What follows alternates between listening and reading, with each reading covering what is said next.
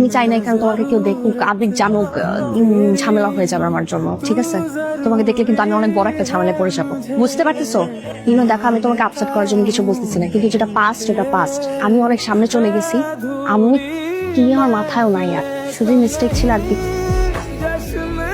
ভাইয়া উনি গে কি ভাইয়া, কোনো হেল্প লাগবে নাকি?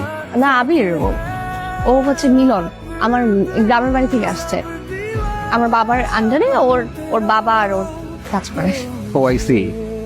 ওই যে ওর বোনের কিছু টাকা লাগতো, ওর বোনের এক্সামটার সামনে, এই জন্য আসছে আর কি। না, এই টাকাটা রাখো, নিন নিন। আর কিছু দরকার পড়লে আমাকে জানান।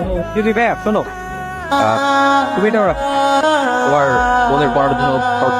আর শোনো, তোমাকে দেখে তো সুস্থ সবলই মনে হয়, কিন্তু কাজ করতে পারো, তাহলে তো আর এভাবে কারো কাছে হাত পাততে হয় না।